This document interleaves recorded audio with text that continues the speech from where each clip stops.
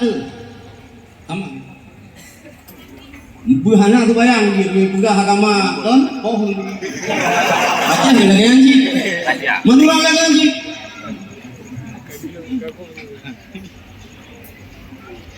Menurang aja sama. Dalam akidah sama. Jadi belum boleh payang kain dengar kan? Yang bolehnya bagi ia ini tiga kitab yang betul diberikan kacau bayang sebab na ustazah belum kena aja yang itu salah kita awal ustazahnya nak tampil bah TPI bah TV nak hijau buku-buku belum tentang sahana butuh kitab ini dan dia bina jauh menemukan untuk beliau kirim belum kitab yang jauh daripada ustazah. Sebab ni nak ustazah. Ustazah, lupa dah Rumi. Mana lupa lupa dah Rumi.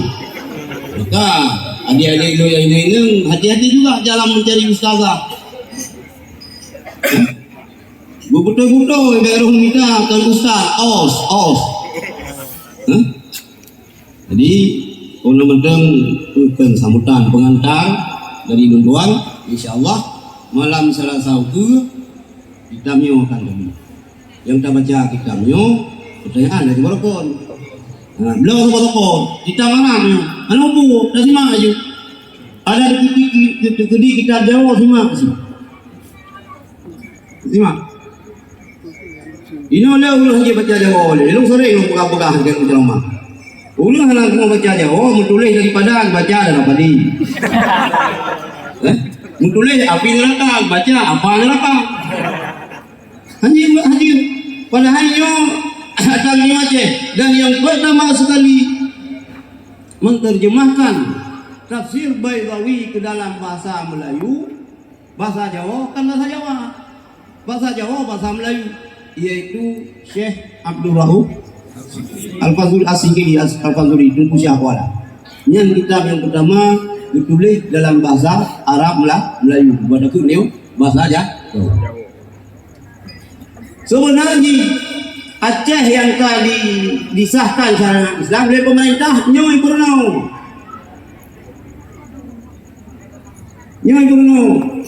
Kira alung penitia yang seleksi calon gubernur tu. Mana kamu syarat? Si kurung-kurung jin puji bahasa Jawa. Mio Quran yang kali hidup bina hidup saja mengalim yang kali. Solat kalung juri, mio long juri, bailan tu dia calon gubernur untuk tamang daya halum hana dulu. Untuk tamang daya halum hana dulu. Pulang tu gubernur. Mak mana pula kalau yang itu daerah syariat Islam. Wahabi merajalela.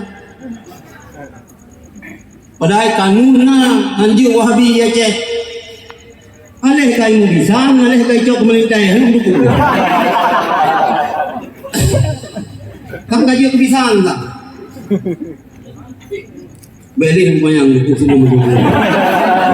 Allah bentang. Assalamualaikum warahmatullahi wabarakatuh.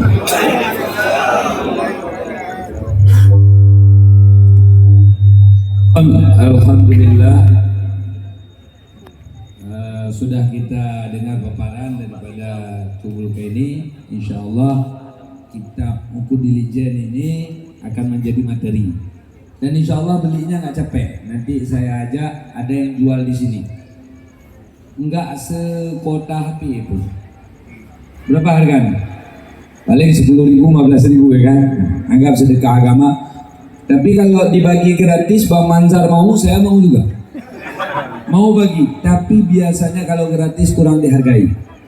Jadi kalau dibeli dihargai. Nah, jadi nanti malam pengajian malam Selasa kita suruh sediakan ada yang jual, mau bayar harga atau lebih ya terserah. Sekarang sama-sama kita dengarkan tausiah dari guru kita bersama Kiai Haji Muhammad Idrus Ramli yang akan memaparkan dalam skala besarnya masalah akidah. Kepada Kiai kita berserah. Assalamualaikum warahmatullahi wabarakatuh.